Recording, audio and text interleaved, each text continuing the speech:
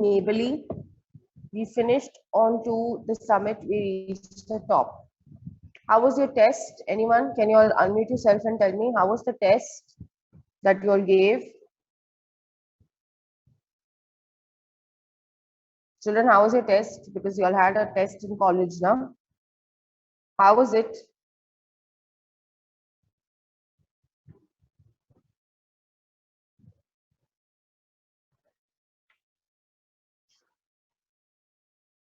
Can anyone tell me if with this particular batch I've done the call of the soil?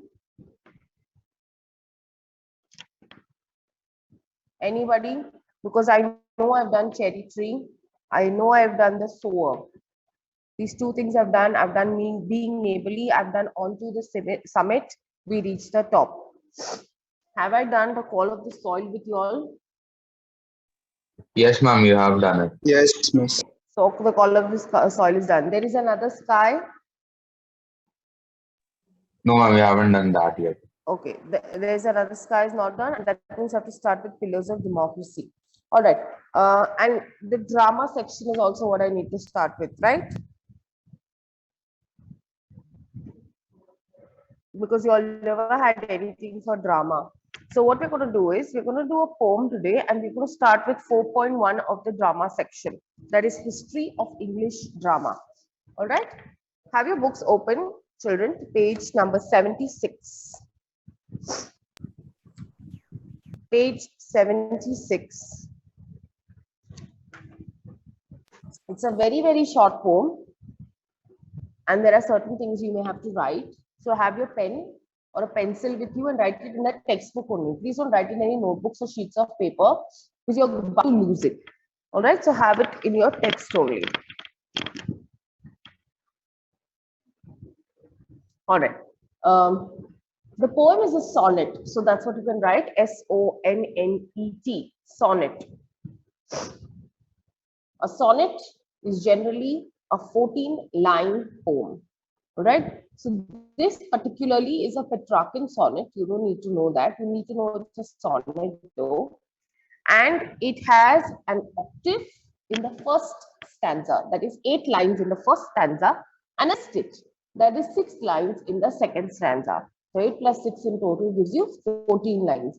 That's why it's called a sonnet. It's inspirational message. You can write it somewhere around there only. Inspirational messages. Never say die. Never say die. And what is this poem all about? Write it on top somewhere on the page. The poetess is addressing her brother. Yes, Parth. Please unmute yourself, son. Sweetheart, I cannot hear you. Can you be a little more clearer? We've done this with this class. The sonnet. Oh, then very good. Then I don't need to bother about the sonnet. Then we can go on to the next poem.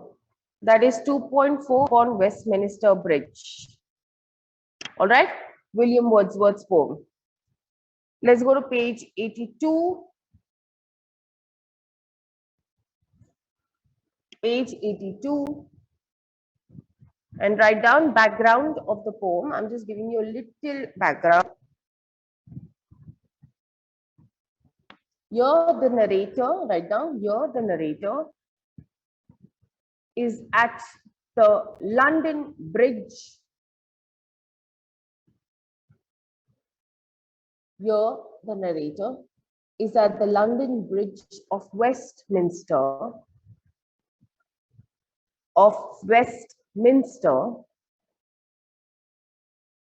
Admiring the city of London. Admiring the city of London.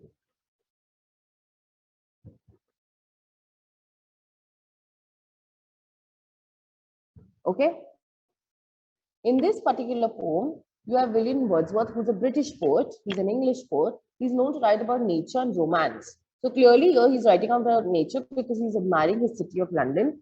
William Wordsworth has spoken about this particular city back in the 17th century, somewhere in the 1700s.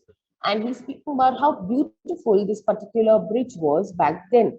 All right, I don't know now, but definitely back then it must have been less populated, less polluted, maybe known for its actual natural beauty.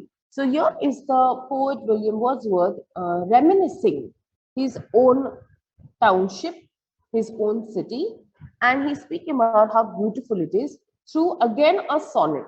So this is also a sonnet, 18 lines, and again it has an octave and a sestet, where the first stanza is of 8 lines, the second stanza is only of 6 lines. So together they form a Petrarchan sonnet.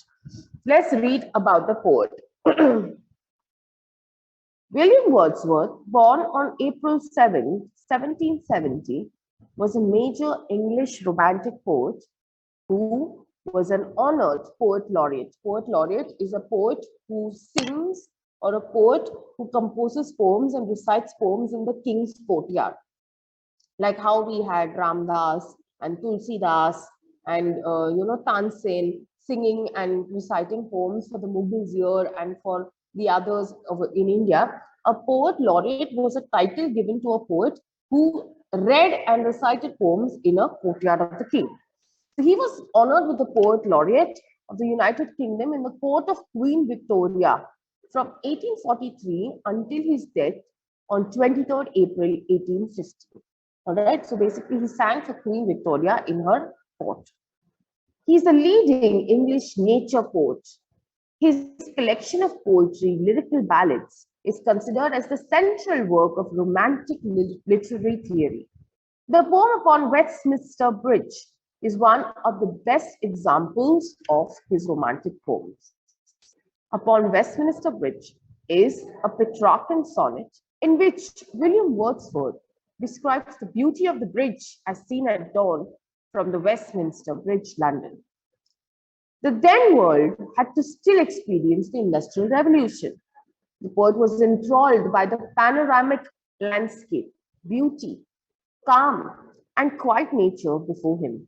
This poem was first published in the collection of poems in 2 volumes in 1807. So basically, Industrial Revolution had not even taken place. That means it was absolutely unpolluted. People were still using man-made goods on a wide scale. Also, it is at a time where the British monarchy was one of the superpowers, capturing and colonizing other countries of the world.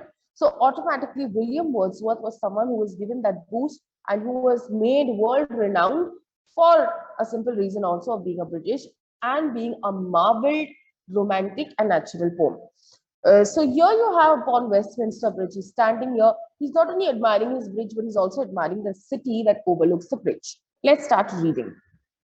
Upon Westminster Bridge, earth has not anything to show more fair. Dull would be he of soul who could pass by.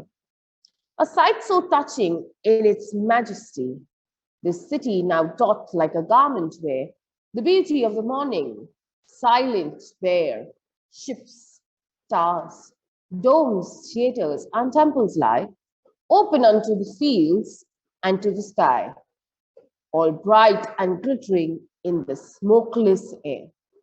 Never did sun more beautifully steep in his first splendor, valley, rock, or hill. Ne'er saw I, never felt a calm so deep. The river glided at his own sweet will. Dear God, the very houses seem asleep, and all that mighty heart is lying still. There are a lot of meanings that you will have to write down, so be ready, all right? Let's start with the first stanza. Oh, has anything to show more fair? Your fair refers to beautiful. Please write that. Fair refers to beautiful. So he starts off by saying, the earth has nothing to show that's more beautiful than the city of London. So according to him, the most beautiful place on earth is the city of London.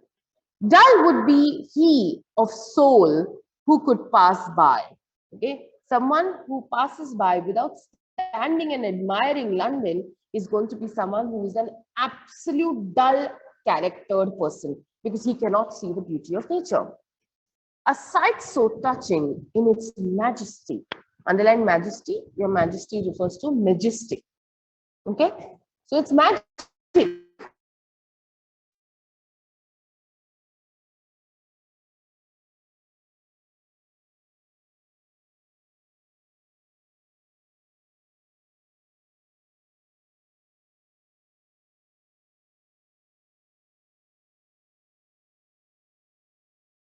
In bracket, London.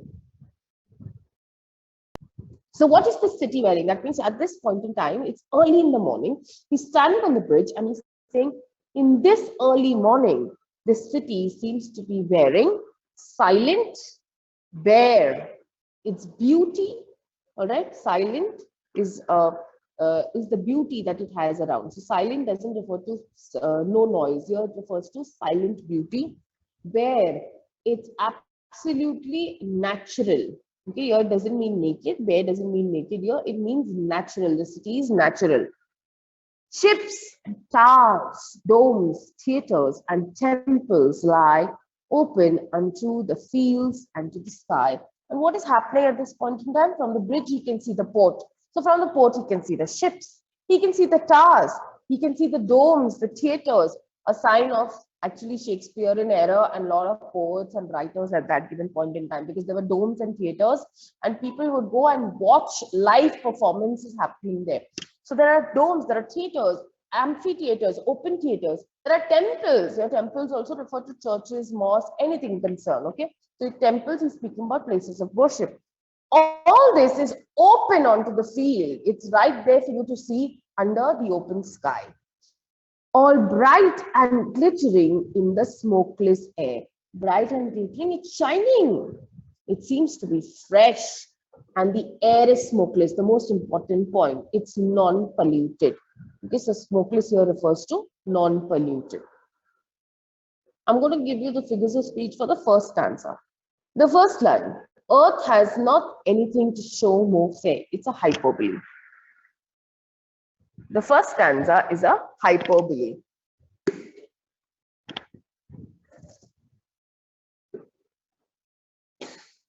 The first line, earth has nothing, anything to show more fair. Hyperbole, Hyperbole. The second line, dull would he be of soul who could pass by? It's an inversion. Inversion. Inversion is when words are rearranged in a sentence for poetic or rhythmic effect. Here the sentence should have actually been, he would be, dull would he be of soul who could pass by? He would be of dull soul who could pass by. That should have been the right sentence. But it's rearranged for poetic effect. So the second line is a inversion. Go to the fourth line. The city now doth like a garment wear. All right. That is a simile. There are three figures of speech. Simile. Why simile? The city is directly compared to something that is wearing a garment that is beautiful. All right. So simile. Second, personification. The same line, personification. Why personification? Because the city is given the human quality of wearing a garment. So personification. And also imagery. Imagery, visual imagery. You actually visualize the city wearing something that is beautiful. So imagery. You have three figures of speech for the same line. Simile, personification, imagery. Go to the sixth line. Ships, stars, domes, theaters, and temples lie. It's a consonance. Please write that. C-O-N, C-O-N, S-O, S-O, N-A-N-C-E. I repeat, C-O-N, S-O, N-A-N-C-E. For those who don't know what's a consonant, they are words used in a sentence that have the same consonant sound, not vowel sound, consonant sound. For example, S is used throughout the word ships. The sound of S, ships, stars, domes, theaters, temples, everywhere there's the sound of S, the sir, it ends with the sir. That's a consonants. All right. So that's your three figures of speech in the three sentences that I mentioned. Sorry, four sentences that I mentioned. Let's go to the sestet. That is the next stanza. Never did sun more beautifully steep. Steep is rise. Underline steep. Steep means rise. In his first splendor, underline first splendor, it means first rays of the sun. First rays of the sun. Valley, rock, or hill.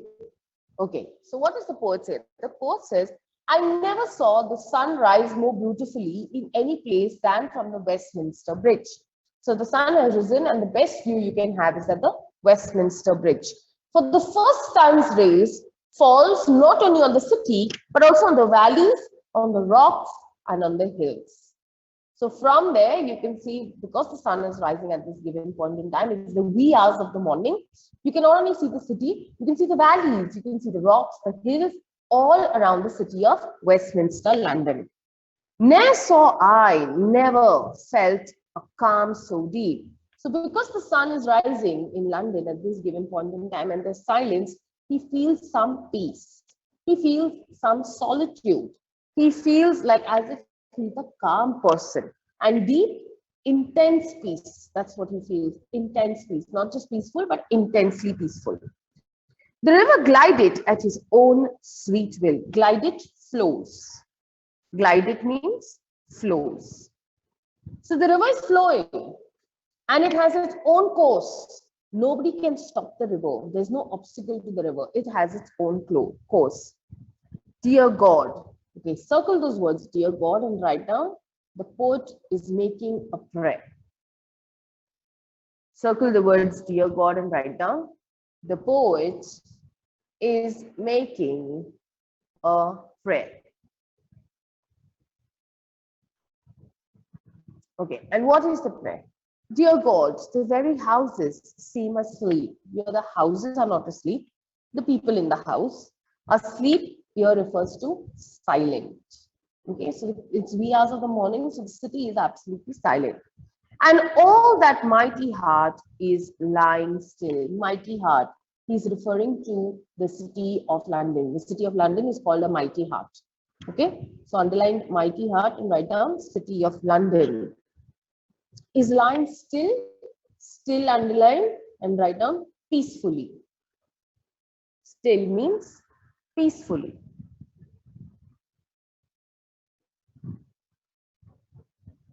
So what is the poet saying in the next stanza? He's saying he's never seen the sun rise so beautifully, just like how he saw the Westminster Bridge. In fact, the first rays of the sun are falling on the valleys, the rocks, and the hills. And because of that, he thinks that the city of London seems sweet. Even the river has its own course, it's flowing through its own will. And then he looks up to the sky, makes a prayer to God, and he says, while the city is asleep and while it is so so pale and so silent, I hope the city of London is always lying peacefully. So he wishes for peace in the city that he is standing in. All right, second stanza, take the figures of speech. Go to the third line. Never saw I never felt a calm so deep. Repetition never is repeated for poetic effect. Repetition. Fourth line, the river glided at his own sweet will. It's an imagery. Imagery. Visual imagery, because you can actually picture the river gliding or flowing in your own mind.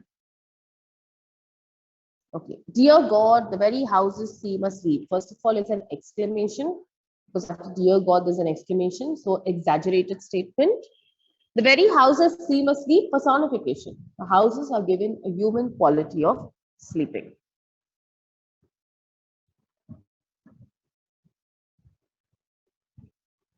All right. Just to give you all some points, the central idea of the poem is man versus nature. The central idea of the poem is man versus nature. The rhyme scheme A, B, B, A. Please take that down, children. The rhyme scheme is A, B, B, A.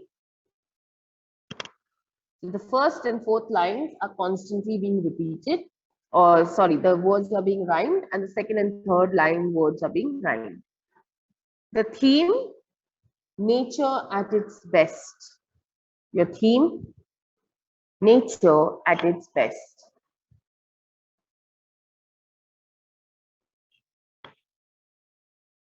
And the tone that the poet has used, simple language, write that down because you'll get it for poetic appreciation. So the tone is used, number one, simple language. Number one, simple language. And number two, relevance of the poem even today. Relevance of the poem even today. Okay, have we understood this poem? If you have, please give me a thumbs up, a smiley, anything so that I know we have understood this poem well. Okay, Parth has given me a thumbs up. I need to see the rest too. Have you understood this poem, children? If you all have, you all have to give me a thumbs up. The figures of speech are given to you quickly. Okay, Siddesh, Ashfahan, Yazan, Palanch. All right, great. Let's go on to 4.1. Okay, finally we reach the short history of drama. Now, I'm going to explain it in short. You all are going to have a homework to do, and your homework is to read. But I'm going to explain this in short. I'm going to give you pointers to put down. You put those pointers down on a paper and you stick it in your textbook because the paper is going to get lost. Before the paper gets lost, you please see that you put it down onto a paper quickly today, this evening, and stick it into your book. We're going to start with a short history of drama on page 131.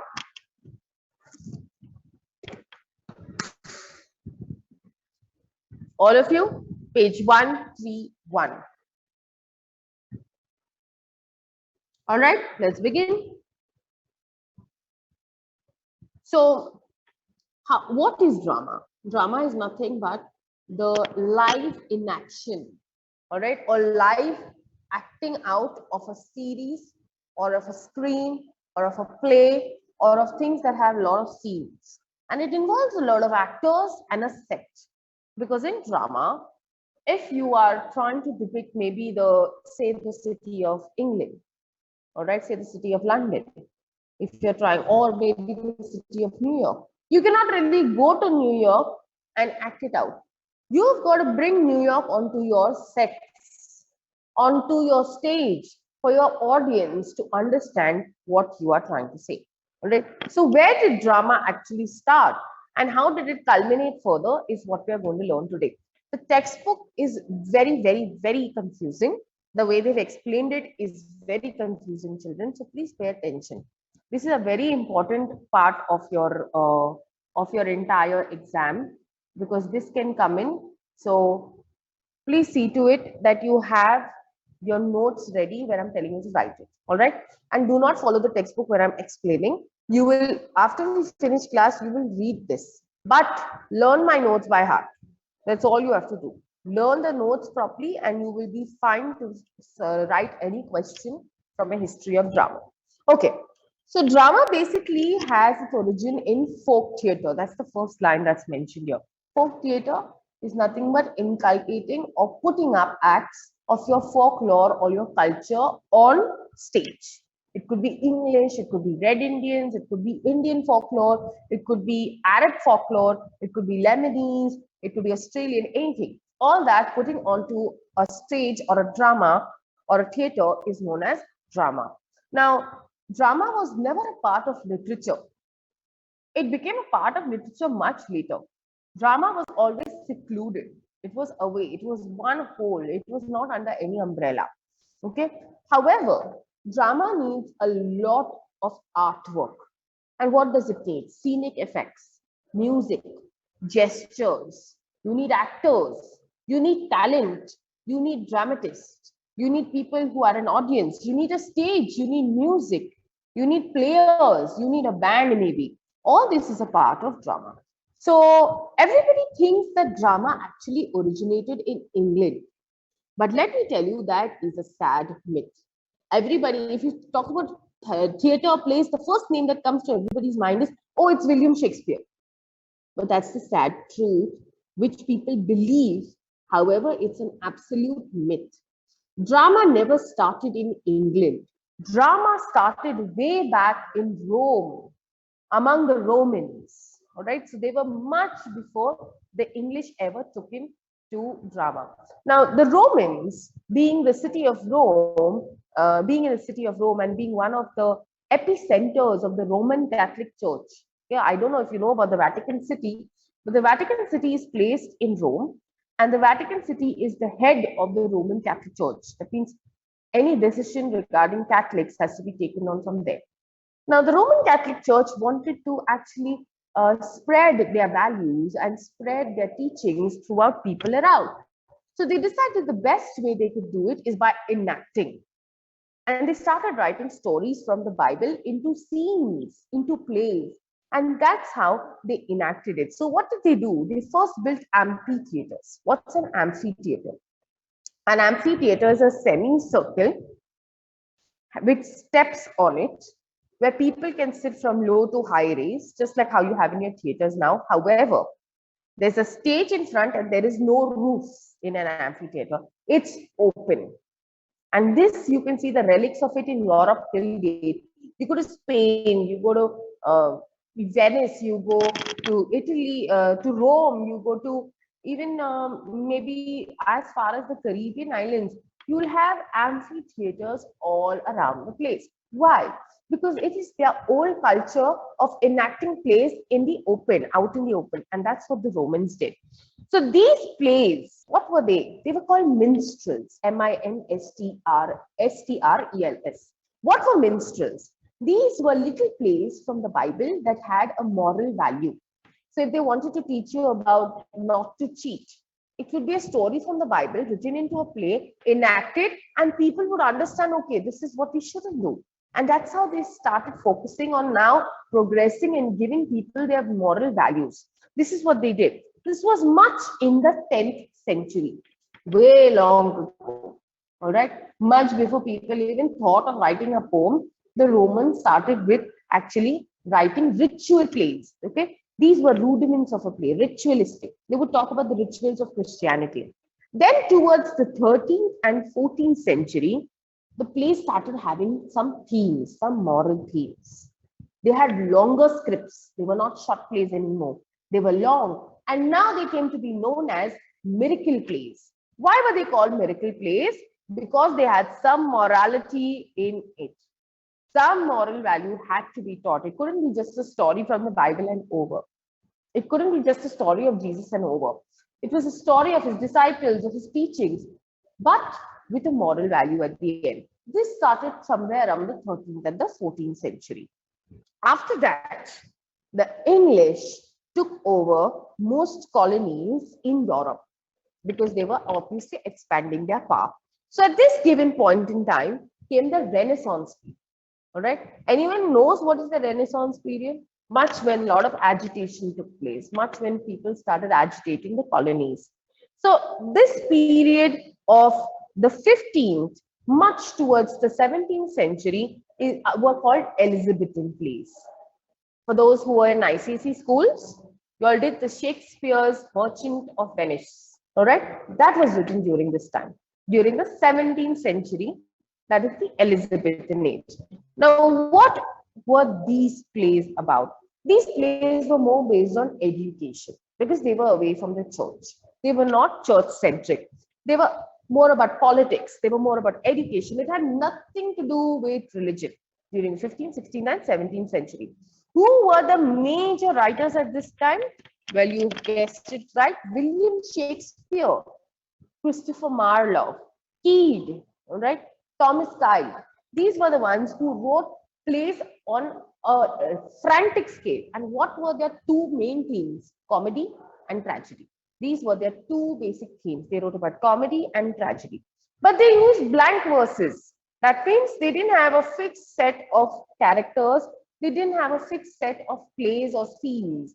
It was blank. It was enormous. It went on and on. Sometimes the plays would go on for 5-6 hours. All right. However, in the 16th century, something new came up.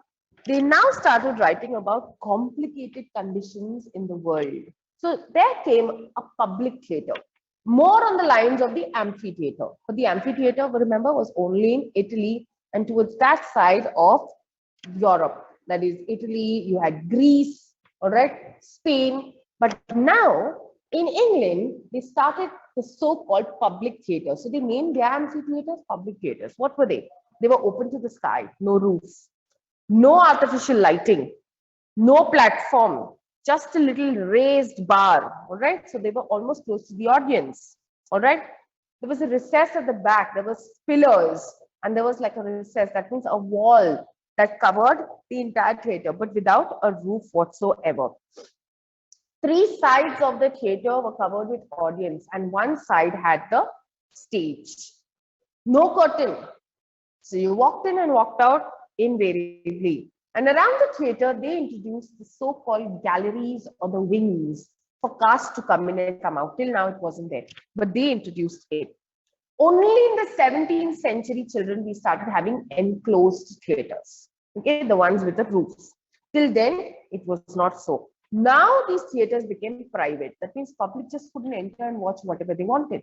Now, because they were enclosed, they had a roof over it, they could be shut all throughout. They were now called public theatres. Till the 17th century, they were called, they were called public theatres till the 17th century. In the 17th century, they started to be called private theatres. This was the age where Shakespeare took to the hits. All right. He became the best of the best at this point in time. He was a classical writer. And with him were many other writers. One of them was Ben Jonson. He was supposed to be a reformist writer. All right. Now, in somewhere around the 1642 to 1660, the Civil War started to break up. For all those who don't know, Spanish Civil War, French Civil Wars, all with the colonies of the British, French, Russians, Austrians, all fighting against each other. And why were they fighting? Of course, to take over each other. That's when drama came to a complete full stop. There was no dramatic literature. However, after 1660 and nearing the 1700s, new dramatists came up. So till then, it was Shakespeare and his other colleagues who were ruling the roost. But now it was Chapman, Middleton, Webster, Dekker, all of these came. And what was theatre like after 1660? Theatres were reopened to the public, but now it was only for the upper class. So here is where the class system came, because this is also where industrialization came into being. For all those who know Karl Marx's theory, there were two classes, the capitalist or the economist and the poor. And now the theatres were open for only the so-called upper class force. So what was their theme like? Somewhere around the end of the 17th century and 18th century, they started writing a lot of comedy. Because people wanted a break from their hectic lives. So comedy was what brought people close to theatre. They wrote so much of comedy and they had so much of characters, but every character had a clarity. That means characters were not just brought on stage to be kept as showpieces. Each character had a well-defined role. And that's where role definition came into being. That's where people started to characterize their actors properly. So right here we studied now till the 18th century. Then came in children the 19th century. And the 19th century was called the modern theatre. What was the modern theatre all about? So till the 18th century, women were not allowed to be a part of the theatre. They were not allowed to act. They were not allowed to produce. They were not allowed to write scripts whatsoever. In fact, even in Shakespeare's plays, roles like Portia and Nerissa and beautiful girls were all played by men. However, in the 19th century, this entire thing was shuffled down. It was broken. Females were given now paths into theatres.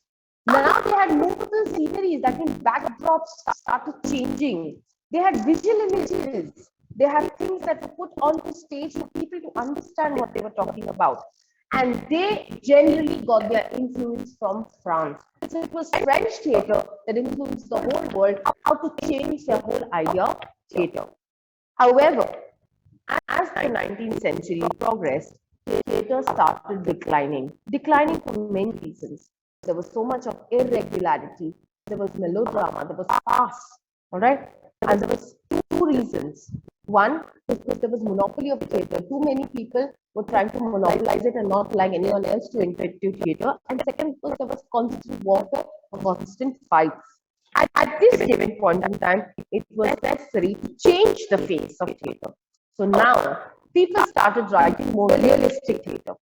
They wrote about sociological and psychological problems, about suicide, about mental disorder, about not being able to be one in society, about discrimination.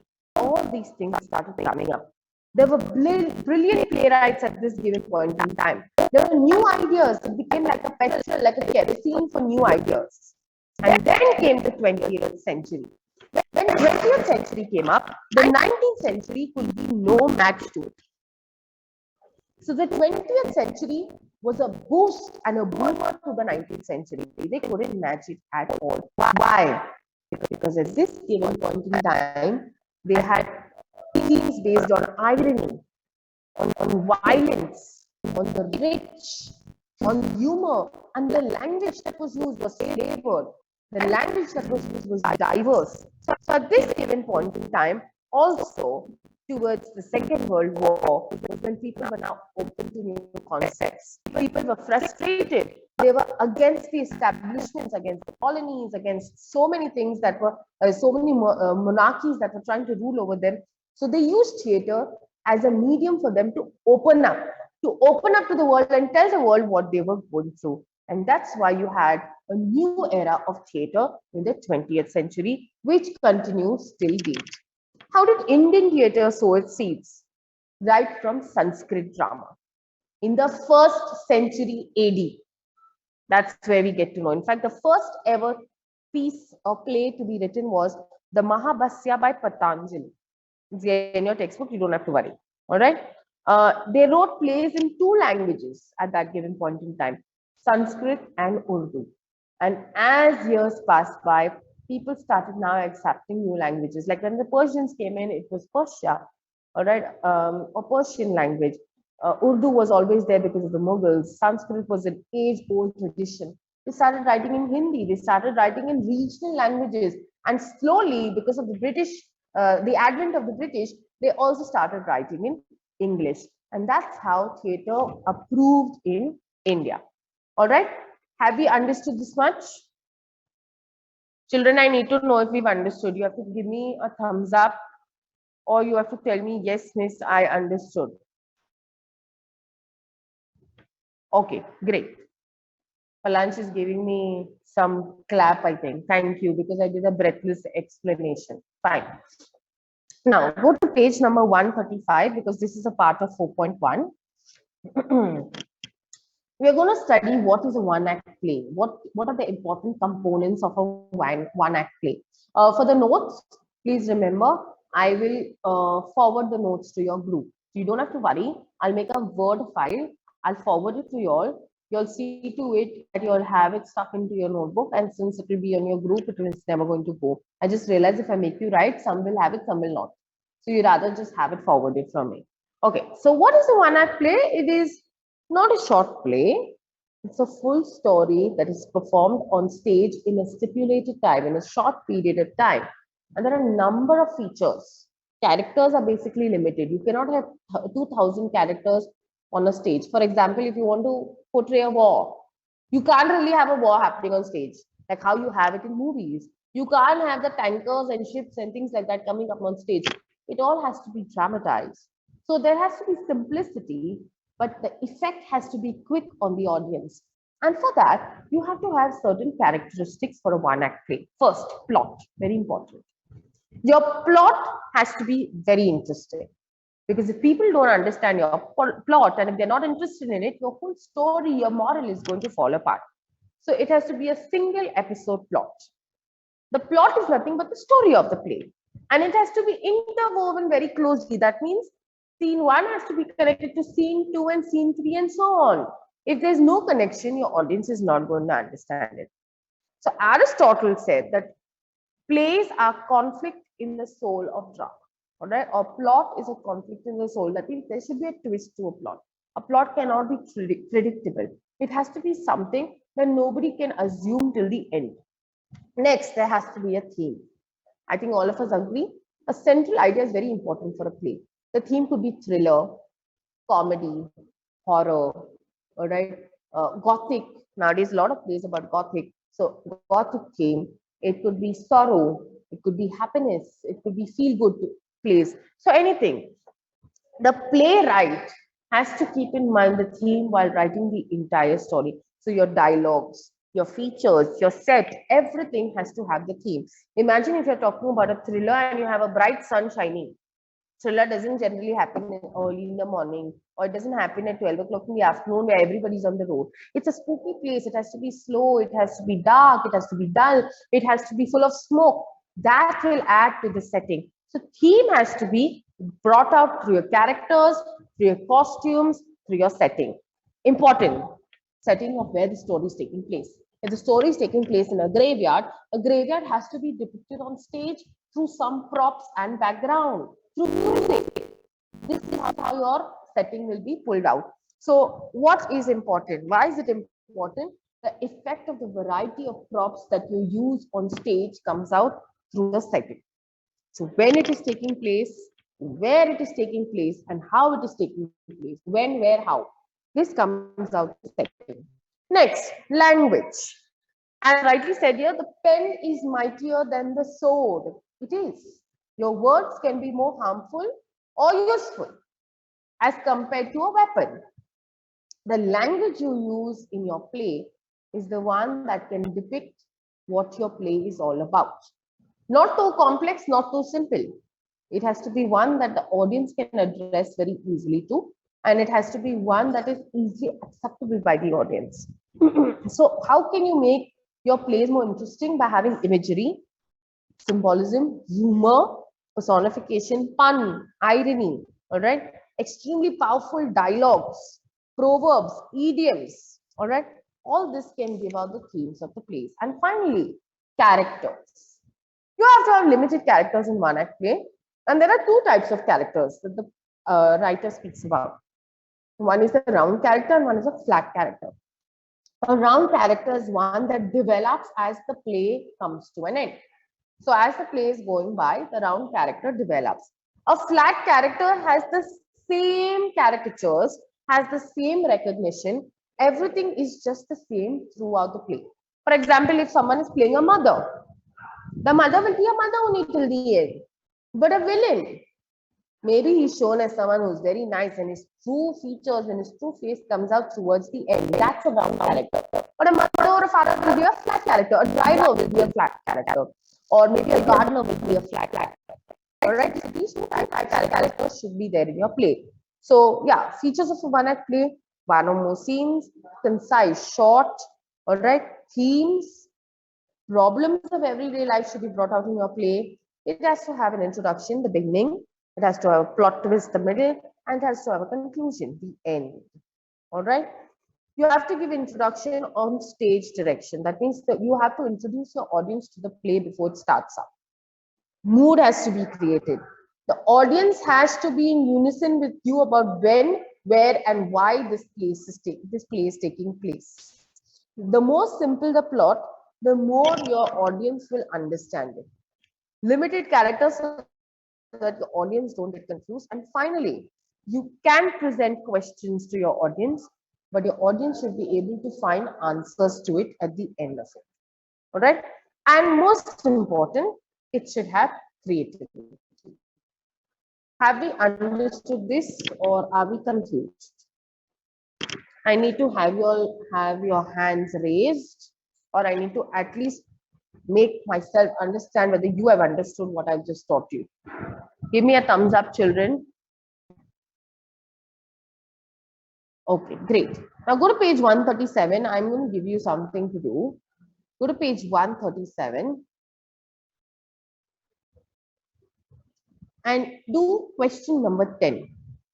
And list a few reasons for watching a drama live on the stage. So give me 5 reasons why you think a drama should be watched live on stage. 5 reasons. I want you to write it down. Come on. Any 5 reasons. I am giving you 5 minutes to do this. Come on.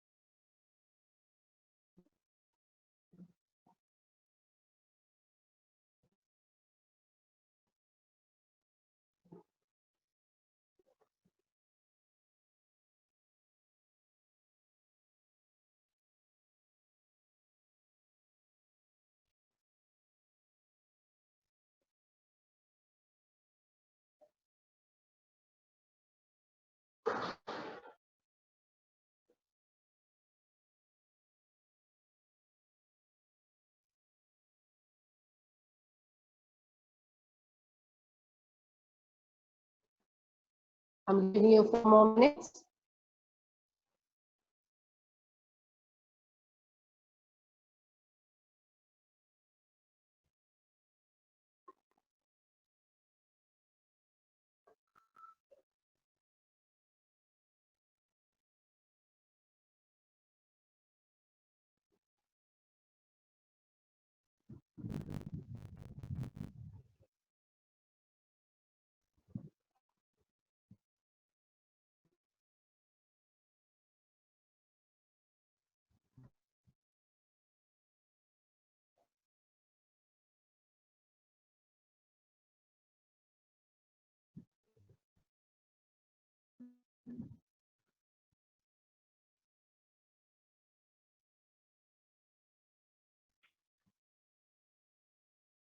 You have 3 minutes more.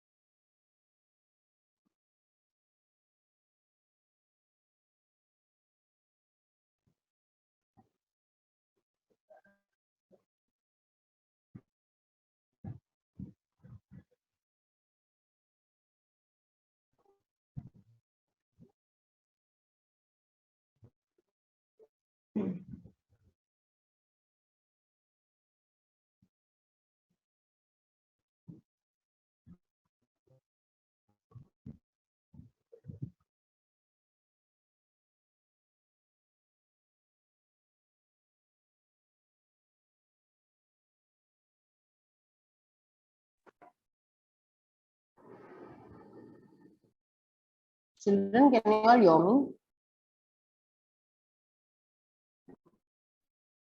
Yes, miss. Can you all hear?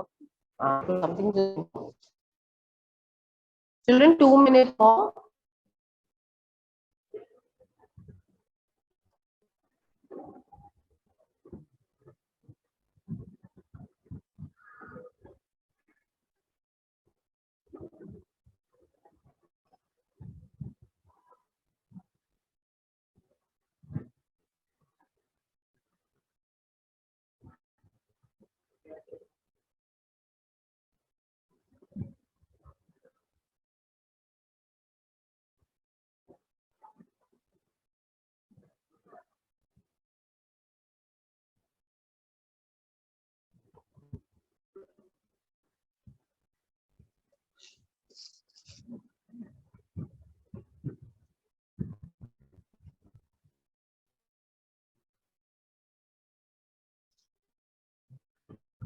All right.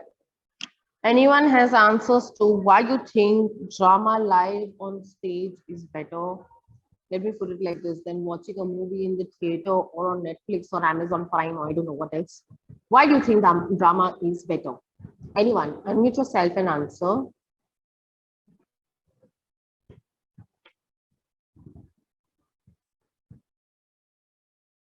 Give me 1 or 2 points. I don't want all your 5 points. I want only 1 or 2 points. I want to see what you understood. Because this is your own point of view. It cannot go wrong. These answers are absolutely right. You're not going to get it wrong.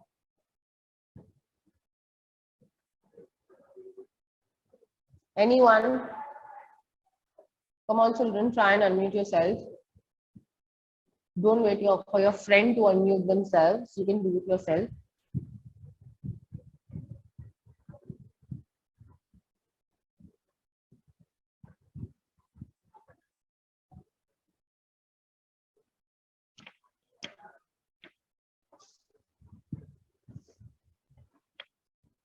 So your homework is you all have to read both 4.1a and b, both the parts that I've given you. I'm going to question you all next time. See that you read it well. I understand I've just done it, so you must be not answering. But yes, I'm going to question you all next time. See that you've read it well so that we do the next part of the rapid reader, because after this, whatever comes are drama scenes in 4, that is drama. All right. Thank you, children. Have a nice day.